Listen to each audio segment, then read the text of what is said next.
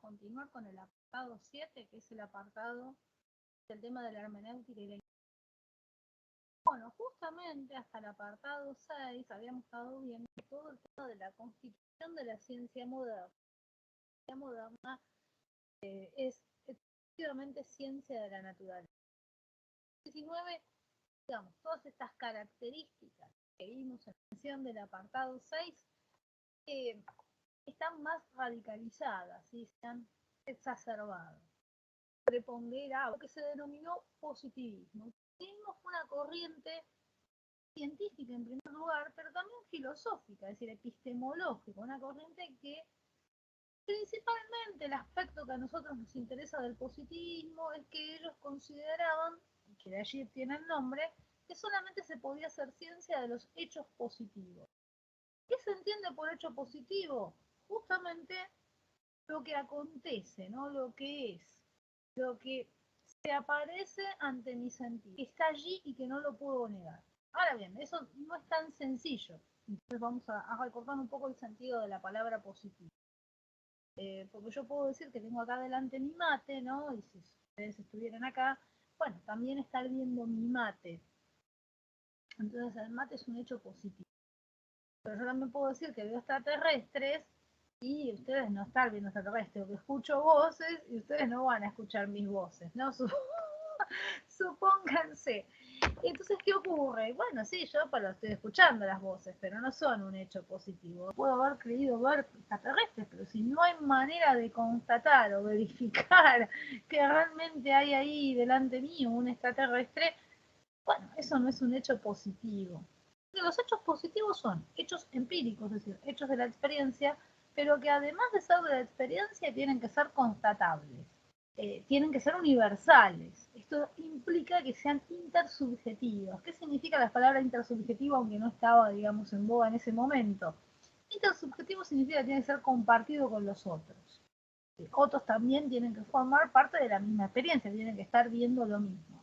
En algunos casos son constatables por vía de la demostración o la constatación por excelencia de los positivistas es la comprobación, lo que hizo Galileo, es decir, mostrar a través de la experiencia, es decir, en este caso de la observación, que Copérnico tenía razón. Bueno, ahí aparece lo intersubjetivo, ¿sí? Es decir, el hecho de que eso no es una realidad para una sola persona, sino que es una realidad para todo el mundo que tenga razón, ¿sí? Para todo aquel que tenga una razón va a ser una realidad. Preguntarle al mono, al perro, al asno, al caballo, no tiene ningún sentido porque no tienen razón, al menos para la comunidad de sujetos racionales, es decir, de sujetos, porque sujeto es razón, tiene que ser un hecho constatable, verificable. Entonces, en el siglo XIX, digamos, se había radicalizado justamente esta visión, que solamente se puede hacer ciencia de los hechos que son constatables. Los hechos que no son constatables no se puede hacer ciencia. Es decir, continuamos en la misma línea de lo que ya había comenzado con Bacon. Por ende, todo el terreno de la filosofía, la psicología, lo que actualmente son ciencias sociales, ¿sí? Bueno, al no ser constatable, supónganse, la idea de bien, ¿sí? O no ser constatable la idea de justicia o la idea de belleza, listo, todo planteo que tenga que ver con la justicia o todo planteo que tenga que ver con la belleza, bueno, al no tratarse de un hecho positivo, no merece ninguna pena, o sea, no es ciencia, no es un saber válido, ¿sí? Eso es fundamentalmente. De esta manera, insisto, ¿no? La ciencia moderna se constituye exclusivamente como ciencia de la naturaleza, excluyendo de toda posibilidad de hacer ciencia o de ser ciencia, no solamente a la teología, sino también a la historia y a la filosofía, entendiendo que la filosofía abarcaba todo lo que hoy en día son las ciencias sociales. Es decir, no eran considerados saberes, porque el positivismo proponía, digamos, que si la historia o la filosofía o la teología querían ser ciencia, tenían que responder a su método científico, ¿sí? Es decir, responder al inductivismo.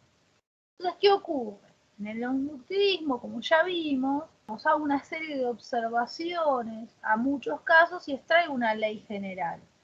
Una vez que extraje la ley general, ya puedo anticipar, puedo hacer lo que se denomina predicción científica, justamente para diferenciar de lo que es una predicción de horóscopo, ¿no? Decir, bueno, si sos de Leo hoy te vas a quebrar una pierna, ¿no? O sea, para diferenciarlo de ese tipo de predicciones, o no sé, voy a una adivina y me dice que voy a tener un viaje en barco maravilloso, supónganse. Bueno, para diferenciarlo de ese tipo de predicción, que obviamente está muy lejos de ser científica, la predicción científica se refiere que una vez que conozco la regularidad de ciertos fenómenos, es decir, que he podido establecer la ley universal de esos fenómenos, puedo predecir qué es lo que va a acontecer. Es decir, si yo conozco las fases de la luna, el orden en que la luna cambia de fases, el tiempo en que dura cada fase en la luna, y yo sé, supónganse, en qué fase la luna está hoy, puedo predecir, bueno, en qué fase va a estar la luna la semana siguiente. O puedo predecir, supónganse, que si pongo el agua en el fuego va a hervir. ¿Sí? O sea, cuando alcance la temperatura de 100 grados va a hervir. ¿Sí? Puedo hacer una predicción científica. Entonces, justamente, el positivismo exigía a la filosofía, a la historia y a la teología que tuvieran esta característica. La historia, digamos, fue en principio la más perjudicada, en el sentido siguiente, que hubo varios intentos de hacer historia conforme a este modelo que planteaba la ciencia positiva. Entonces ahí es donde surge en el siglo XVIII, y durante el siglo XIX, surge la historia que se llama cronológica, que es esa historia donde solamente se basaba en hechos. Por ejemplo, el rey fulano nació en tal año. En el 1815 se coronó como rey de Francia. En 1821 se casó con fulana, ¿no? En el 23 firmó un acuerdo con el rey de Dinamarca, ¿no? Estoy tirando un ejemplo al azar, pero esa historia cronológica era eso, una historia que solamente se limitaba a hablar de hechos constatables históricamente. Y entonces, de esa manera, la historia, a diferencia de la filosofía y la teología, que no tenían ninguna chance de tratar de entrar, digamos, en ese método científico, intentó, digamos, colarse y ser una historia científica. Pero ¿cuál va a ser el problema? El problema que van a tener y lo que les van a reprochar la ciencia positiva, la ciencia de la naturaleza, que igual así no son ciencia porque no pueden predecir. Es decir, está bien, pueden constatar que el rey fulano nació en tal año, que se casó en tal otro, que tuvo tal hijo, que firmó tal tratado. Pero no se puede predecir, supónganse, qué va a ser el rey si hay una revuelta social, si hay una guerra. No pueden predecir. Entonces, contra eso, ahí la historia ya no podía, digamos, ya no tenía manera de tratar de caber en ese molde que le imponía la ciencia moderna. Es en este contexto que un historiador llamado Wilhelm Dilthey propone resolver la cuestión a través de un método que se va a denominar hermenéutica. Acá simplemente nos vamos a limitar a hablar de características generales y qué propone Dilthey.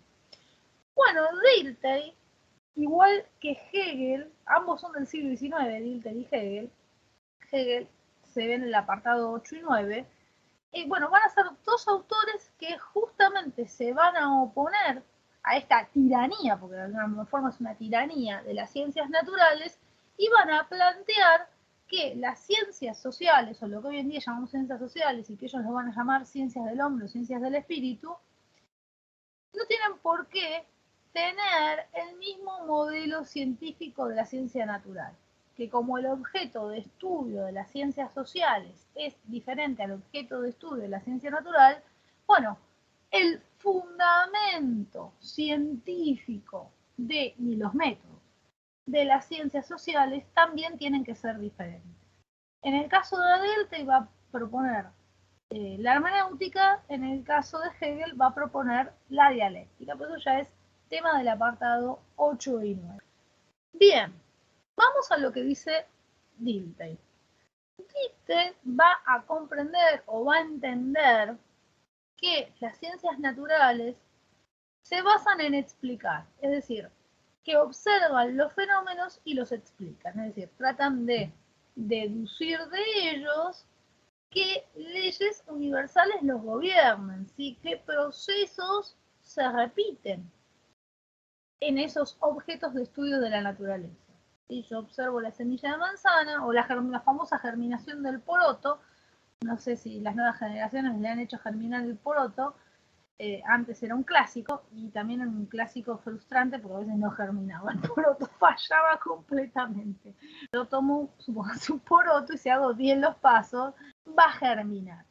Entonces hay una serie de procesos que siempre se repiten en la germinación del poroto, pero yo podría, en vez de hacer germinar un poroto, hacer germinar, no sé, insisto, una semilla de manzana, una semilla de naranja, de lo que fuera, y el proceso va a ser exactamente el mismo. Por ahí pueden cambiar los tiempos, porque justamente al ser distintos objetos de estudio pueden tener distintos tiempos, pero el proceso va a ser exactamente igual.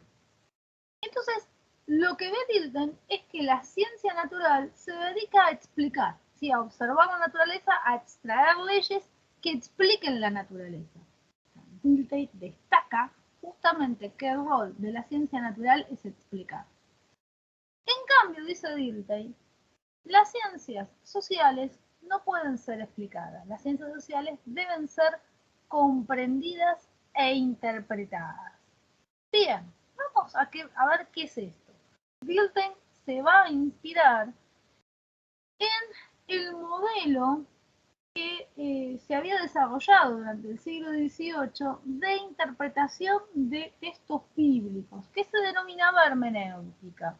Sí, un modelo en el que no vamos a ingresar, que tenía que ver justamente con la lectura de la literatura sagrada, los libros sagrados, y poder extraer de ellos elementos simbólicos, elementos metafóricos. ¿Por qué digo esto? Porque antes de la hermenéutica bíblica que surge en el siglo XVIII, en realidad hay otras, previamente hubo otras hermenéuticas bíblicas en la historia, pero en líneas generales, cuando se leían los libros sagrados, se los leía de manera literal.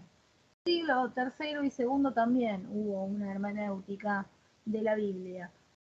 Tenía otras características. Entonces, no se la toma en cuenta en el manual, tampoco la toma en cuenta Dilthey, ¿no? Pero fundamentalmente la hermenéutica bíblica se diferenciaba de la lectura habitual de la Biblia, porque la lectura habitual de la Biblia era literal, ¿sí? Dios dijo que creó a Adán y Eva y que sacó de la costilla, o sea, que creó a Eva de la costilla, listo, que sacó una costilla a Adán y hizo a Eva. ¿Qué hace la hermenéutica bíblica? Bueno, entender que eso tal vez no sea algo literal, que tal vez es algo metafórico y que hay que descubrir el sentido que tiene esa metáfora. Digo, yo dijera, supónganse, la luna me sonríe. Bueno, a ver, estoy creyendo que realmente la luna me está sonriendo o hay una metáfora detrás de eso. Tal vez estoy hablando de la forma en particular que tiene la luna. Se habla a veces del fenómeno de la luna sonriente, que se ve bien en la película de Alicia, que el gato desaparece y se transforma en esa luna sonriente. Pero bueno, es una expresión común, la luna sonriente, para referirse a ese tipo de luna, ¿no? En particular, que parece una sonrisa, ¿no? Entonces, bueno, tal vez no es literal que la luna me está sonriendo. Bueno, de esa manera, la hermenéutica bíblica va a empezar a interpretar toda la Biblia. Entonces, ¿qué ocurre?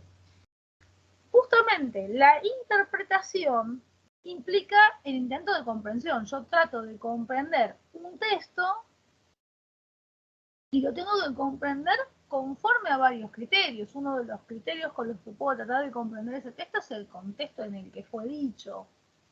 Pero también otro criterio, aparte del contexto, puede ser el sentido con que fue dicho. Es decir, ¿para qué fue dicho? ¿Qué intención había en decir eso? O puedo complementar contexto, intención, etc. Va a haber diversos tipos de interpretación. Entonces, ¿qué ocurre?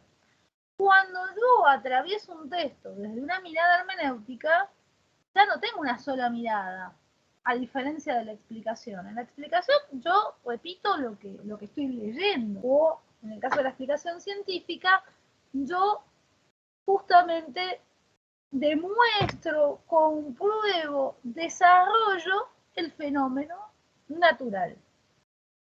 Me limito a eso.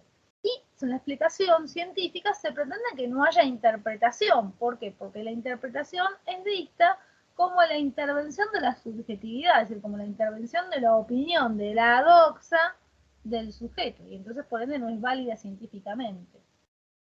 La explicación pretende ser objetiva. Hoy en día sabemos que no hay explicaciones objetivas, no hay observación de los fenómenos objetivos.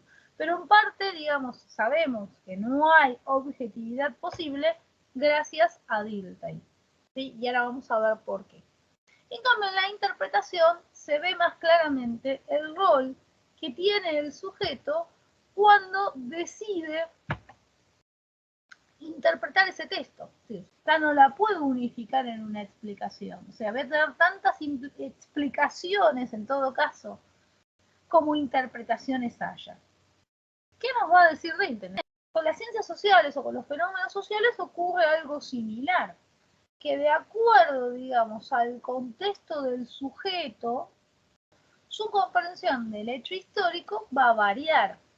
O de acuerdo al rol, digamos, la perspectiva, ¿no?, que tiene ese sujeto, la interpretación va a variar. ¿Sí? No es lo mismo interpretar la Revolución Francesa desde la mirada de un aristócrata que interpretar la Revolución Francesa desde la mirada de un campesino. Claramente va a haber puntos de vista completamente distintos, claramente la percepción del fenómeno va a ser distinta, es decir, la interpretación va a ser distinta. Entonces, ¿qué descubre Dilthey? Que cuando estamos percibiendo el fenómeno, o sea, cuando estamos viendo el fenómeno, ya lo estamos, o sea, el fenómeno histórico, el hecho histórico, ya lo estamos interpretando. ¿Y por qué lo estamos interpretando? Porque todos los hombres estamos superditados a la cultura, porque todos los hombres estamos superditados a el mundo en que vivimos. No es lo mismo si yo soy un hindú que si soy un europeo o que si soy un latinoamericano. Mi comprensión, mi perspectiva de la realidad es diferente. Por ende, cuando mire el objeto de estudio, cuando mire el fenómeno histórico, lo voy a evaluar, lo voy a medir, lo voy a interpretar de una forma también diferente. ¿Sí? Bueno, un ejemplo que yo usé en otras comisiones, hoy en día, en nuestro contexto actual, al menos acá en Argentina, si vemos que un padre o una madre, no sé, le está pegando al hijo, entendemos que eso es abuso, abuso físico, ¿no? Porque podría enseñarle de otra manera. En cambio, si ubicamos a un padre pegándole a un hijo, tal vez de una manera brutal, no simplemente dándole un cachetazo, en el contexto, no sé, del año 30 o del año 50, hasta inclusive de los años 70, hubiéramos entendido eso porque el padre le está imponiendo disciplina. Me voy con un ejemplo, pero para que se vea cuán naturalizado está, o sea, cómo cambió la perspectiva. En la película La historia oficial, supongo que si no la vieron, por lo menos sabe todo el mundo que se trata de una niña que es hija de unos desaparecidos, que es apropiado por el matrimonio de la profesora de historia y él se salvó de alguna actividad financiera. Bueno, la película se trata de todo ese proceso, que está interpretado por Norma Leandro, donde ella descubre que no es una adopción de una madre que no quiso a la hija y bueno, que hubo ahí un robo. La película se trata fundamentalmente de eso. Pero hay una escena que es muy, pero muy, al menos a este efecto lo que quiero explicar ahora. Una escena que es muy interesante. Que le están festejando el cumpleaños a la nena se va a su habitación a mirar los regalos. Y entran los primos con metralladoras de juguete, haciendo justamente como que están haciendo un allanamiento, ¿no? Golpean la puerta, entran a los gritos, ni la ven la nena se empieza a los gritos. Bueno, interesante, o sea, la película no es inocente, o sea, muestra esa escena justamente mostrando cómo se legitiman determinadas acciones, inclusive hasta en los juegos de los niños, ¿no? O sea, los niños en su inocencia terminan adoptando como naturales determinadas formas que éticamente son cuestionables. Bueno, como ahora la nena va a matar el griterío, aparecen todos los adultos ahí en la habitación de la nena, y el tío, o sea, el padre de los primitos, a uno los sacude los pelos, a otro le da unas patadas en el traste, literalmente, y lo saca de la habitación a los gritos. Esa escena, o sea, hoy en día uno diría, pero qué tipo violento, ahí se ve la violencia, o sea, ¿por qué los nenes eran violentos? Porque el padre era violento. No obstante, al margen de interpretaciones que podríamos hacer hoy en día, esa escena era algo absolutamente habitual. O sea, para la gente de mi generación, era algo absolutamente habitual, que si estabas jugando con tus amiguitos y alguno se mandaba la macana, venía el padre, lo agarraba de los pelos y le daba una patada en el traste. O sea, era algo de lo más normal. Salvo que fuera una cosa completamente exagerada, nadie iba a decir, pero ¿cómo le pega fulano a los hijos? ¿No? Pero qué abuso de poder que hace. Eso es violencia, es abuso físico. Tal vez alguno lo dijera, siempre había algún adelantado, vamos a decir, o así. Pero en líneas generales no se cuestionaba. ¿Por qué no se cuestionaba? Por una cuestión de contexto. A esto es lo que quiero ir. Es decir, cómo vemos la realidad depende de nuestra cosmovisión, depende de la visión del mundo que tenemos. Y en la visión del mundo que tenemos, no solamente intervienen elementos físicos o científicos, como es el pasaje del geocentrismo al heliocentrismo, sino también intervienen elementos que están vinculados con la moralidad, elementos que están vinculados con los valores, con la concepción del hombre, con la concepción de las relaciones, con las concepciones económicas, etcétera, etcétera, etcétera. Es infinita la variabilidad de elementos que tenemos, pero que constituyen la concepción del mundo. Ahora bien, esa concepción del mundo, sí es una concepción del mundo que tenemos compartida por la cultura, es decir, todos los miembros de una misma cultura comparten medianamente una misma concepción del mundo. Ojo, aclaro. A su vez, dentro de cada cultura hay comunidades o hay individuos que tienen a veces alguna percepción en algún aspecto que es diferente, ¿no? Pues si no serían todos iguales, sería todo perfectamente homogéneo y no es así.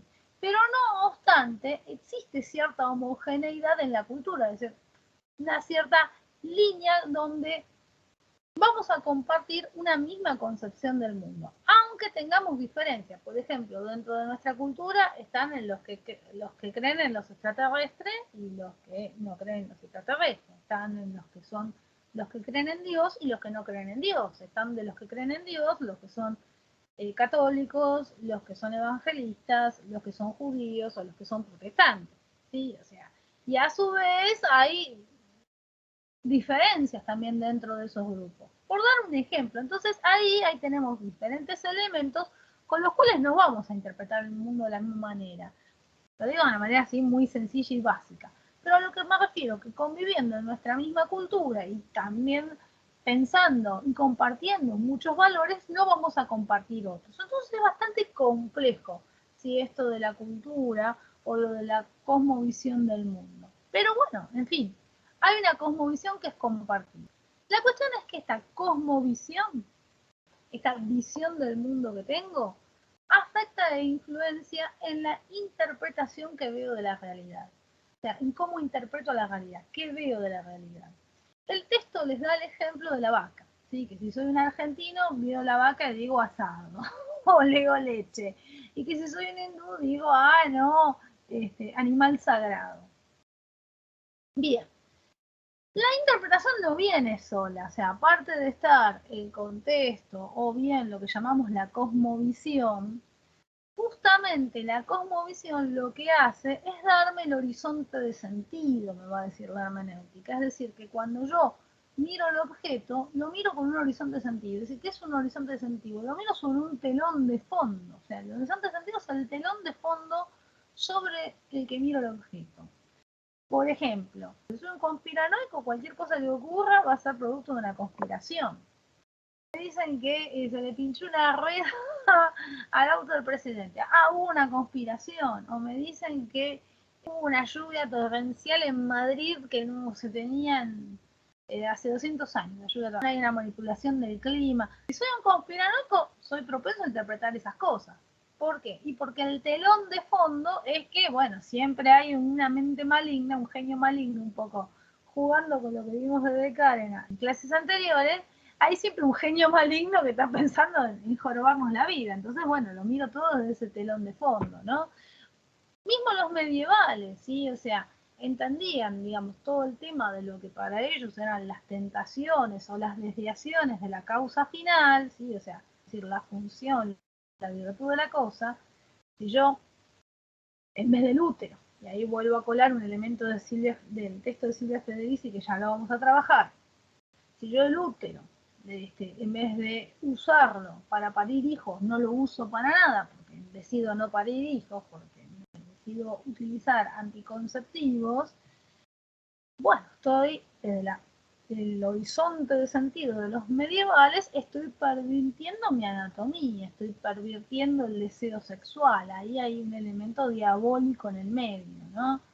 Desde el horizonte de sentido de los medievales, hoy en día desde el horizonte de sentido actual, más allá de las diferentes posturas que puedan tener distintos grupos respecto, supónganse, de sí al aborto, no al aborto, y etcétera, etcétera, etcétera, bueno, sería demasiado elevado que alguien dijera que otra persona que, no sé, no quiere tener hijos, no quiera tener hijos porque ahí el diablo lo tentó, ¿no es cierto? Sería como un salto al vacío. Sin embargo, en el mundo medieval no era así. O por otro ejemplo, la epilepsia en el mundo medieval se entendía como una posesión demoníaca. Hoy en día, si lo vemos a alguien haciendo convulsiones, decimos, bueno, tiene algún problema, o tiene epilepsia, o está haciendo reacción a algo que le está generando la convulsión. Sabemos, urgente, digamos, una ambulancia. ¿Pero por qué? Porque tenemos un horizonte de sentido, es decir, ese telón de fondo con el que interpretamos la realidad, es decir, con el que le damos sentido a la realidad, que no es el mismo. Acá aparece también, junto con el horizonte de sentido y la interpretación, el tema de la significación, es decir, cuando podemos apreciar que la realidad no es homogénea, es decir, que si miramos una vaca, una cosa es que la mire la vaca al argentino, otra cosa es que la mire la vaca al hindú, hay, aparte del horizonte de sentido, que en este caso es cultural, está el tema fundamentalmente, estos son elementos que se van complementando, obviamente.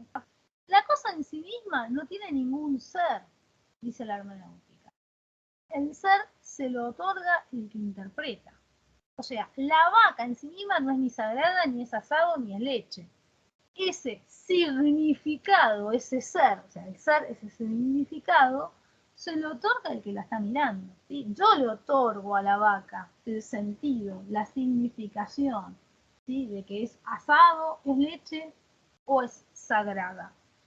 La vaca en sí misma no es ni sagrada, ni asado, ni leche. La vaca es ella misma y punto. La realidad es ella, o sea, es en sí misma y punto. Desde la óptica del otro, adquiere una significación, un sentido, valga la redundancia, desde ese horizonte de sentido, desde ese telón de fondo, que es la cosmovisión, que es la cultura, que es, bueno, la imagen general que tengo del mundo. Entonces, de esta manera, vamos a decirlo de esta forma, se demuestra que no hay hechos objetivos, que todos los hechos están atravesados por la subjetividad del interpretante. El europeo del siglo XVII, XVIII y XIX ve el cuerpo como un reloj. Hoy ya no lo vemos de esa manera. Entonces, el europeo del siglo XVIII creía que hacía ciencia, entendiendo al cuerpo como un reloj. Es decir, como partes que pueden ser montadas y desmontadas.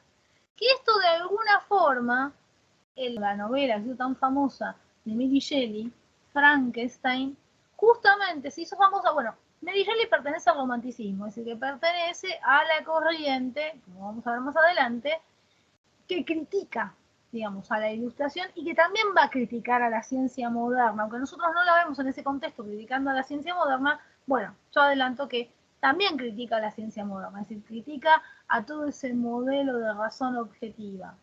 Bueno, Mary Shelley es una crítica, ¿sí?, de la ciencia natural. Pero ¿qué pone de manifiesto la novela de Frankenstein? El modelo de ciencia que había en ese momento. Es decir, ¿qué hace Frankenstein? Agarra partes de distintos cadáveres, lo junta, le mete energía eléctrica y listo, ya con eso le dio vida, ya formó un nuevo ser. Es decir, hay ahí detrás una concepción del cuerpo dominante en ese momento histórico, donde el cuerpo son partes de un reloj. Es decir, yo puedo desarmar 50 relojes y con las partes, si sé, ¿no?, de relojería, con las partes de diferentes relojes armando un nuevo reloj. Es decir, es esa misma concepción. Hoy en día ya no se tiene esa concepción. Entonces, ¿qué es lo que se pone de manifiesto? Que nunca hay, aún en las ciencias naturales, aunque las ciencias naturales pretendan ser objetivas y pretendan explicar la realidad, en realidad también están mediadas por la interpretación. Igual, Dilthey no llegó tan a fondo. Esto es un poco lo que ya nos va a decir la hermenéutica del siglo XX, ¿no? Dilthey no llegó tan a fondo. Dilthey solamente se quedó en la cuestión de que las ciencias sociales tienen otro modelo, otro fundamento de hacer ciencia, y que no es el fundamento de la explicación como es en la ciencia natural, sino que es el fundamento de la interpretación. Y en la interpretación interviene la subjetividad del interpretante o del sujeto, valga la redundancia. En la interpretación interviene la cosmovisión que tengo del mundo, en tanto que me brinda un horizonte de sentido desde el cual yo significo las cosas. O para dar un ejemplo más casero, ¿sí?, de interpretación, las típicas revisiones de placar que a veces se puede llevar a cabo en una casa. Supónganse, alguien puede encontrar una prenda, ¿no? Y alguien dice, bueno, este trapo viejo, ¿para qué lo queremos? Quirémoslo o regalémoslo, ¿no? Y otro puede decir, no, eso no lo das, ¿no? O sea, eso es el vestido de tu abuela.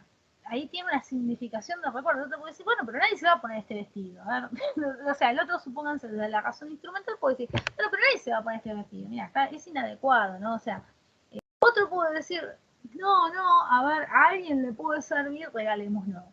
Y otro a su vez, estoy mostrando distintas interpretaciones en algo casero, puede decir, no, yo hago manualidades, a ver, déjenmelo, esa tela está buenísima, ¿no? Déjenmelo, con eso voy a hacer, no sé, unas muñequitas. De un mismo objeto, el objeto no tiene una realidad en sí, sino que la realidad o la significación o el sentido que tiene el objeto se lo están dando los interpretantes. Un punto importante que no está en el manual de ahora, pero que estaba en el manual de antes, es el hecho de que la interpretación no es caprichosa. Porque ¿qué es una interpretación caprichosa? Una interpretación caprichosa sería que yo les muestro esto y uno dijera, eso es un mono. Otro dijera, eso es un libro. Otro dijera, eso es un helicóptero. Bien, ¿cuál es la diferencia con el ejemplo que yo di del vestidito de la abuela fulana? Todos están viendo un vestido, lo que pasa es que todos están viendo o una utilidad o un sentido distinto del vestido. Acá, ¿qué pasa? Yo les puedo mostrar esto, pero si lo quiero hacer funcionar como mono, no va a funcionar como mono, ni va a funcionar como libro, ni va a funcionar, no me acuerdo ya qué otro ejemplo di. La cosa, o sea, me tiene que tener ciertas características que sean susceptibles, al menos de esa concepción del mundo, a que yo entienda de ella justamente esa interpretación, que le dé a ella esa interpretación. Porque si no, si la cosa rechaza esa interpretación, bueno, no, es una interpretación caprichosa, no es válida. O sea, eso es un punto importante. Yo les puedo decir, esto es un caldero mágico. Cuando quiera hacer una pócima mágica y modificar la realidad con la pócima mágica de mi caldero mate, bueno, me voy a frustrar, no voy a poder modificar absolutamente nada. Entonces, la interpretación no es caprichosa. Aunque si estoy en un contexto donde creo en la magia, tal vez tengamos cierta negación de la realidad y creamos que sí, que podemos modificar las cosas con este caldero mágico. Pero el hecho es que la cosa me tiene que devolver o tiene que tener ciertas características que permitan esa interpretación. Yo daba recién el ejemplo del vestido y decía que una cuarta mirada podría ser, no, guárdenme ese vestido porque tiene una tela muy interesante, yo voy a hacer unas muñequitas, no sé, unas carpetas. Bien, pero yo no puedo decir lo mismo, supónganse, si lo que estamos viendo es una afeitadora antigua. bueno, vuelvo al mismo ejemplo, ¿no? Uno puede decir, eso es una basura. Otro puede decir, no, esa es la afeitadora del abuelo, yo la quiero de recuerdo. Otro puede decir, no, eso es una antigüedad, tiene valor de antigüedad, yo lo quiero de adorno. Y el cuarto no puede decir, a ver, no, déjenme esa afeitadora porque yo con esa afeitadora voy a ver si hago unos almohadones, unos muñequitos. Porque ahí la cosa no me está respondiendo, no tiene características para que yo pueda hacer de la afeitadora unos almohadones o unos muñequitos. ¿Sí? O sea, la interpretación no es caprichosa, la interpretación tiene que ajustarse, si bien está siempre dentro de un horizonte de sentido y de una cosmovisión, tiene que ajustarse a las características que tiene la cosa. Sí, eso es fundamental.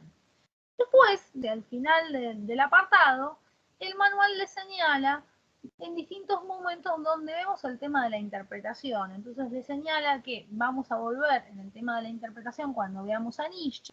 Es decir, cuando en Nietzsche se vea que la moral cristiana no es una moral universal, sino que es una moral histórica con ciertas características, que ya van a ver en su momento. Entonces ahí, ¿qué ocurre? Nietzsche atraviesa una interpretación distinta de la que se tenía. Otro ejemplo que le da Manual es cómo interpreta Marx los procesos económicos, es decir, en el momento donde primaba el capitalismo, ¿sí? El capitalismo entendía que la economía estaba regida por leyes racionales y universales que el sujeto racional podía controlar y podía predecir. Marx dice, no, la economía nos domina a nosotros, nos atraviesan una serie de relaciones de poder que no son dominables, es decir, hace aparecer allí también la interpretación. Y finalmente, el texto también les menciona, y esto me sirve ya de preámbulo para el texto de Silvia Federici, cómo a la luz de lo que fue el desarrollo de la teoría marxista, es decir, de la dialéctica materialista marxista en el campo académico, influyó en los años 70 en el feminismo. Es decir, yo comenté en una clase anterior que se habla de feminismo así como un gran grupo, pero el feminismo no es un gran grupo. En realidad hay diversas corrientes feministas que inclusive chocan entre sí. La más evidente que choca entre sí es el feminismo cristiano y el feminismo marxista. Justamente un tema en disputa entre el feminismo cristiano y el feminismo marxista es el tema del aborto.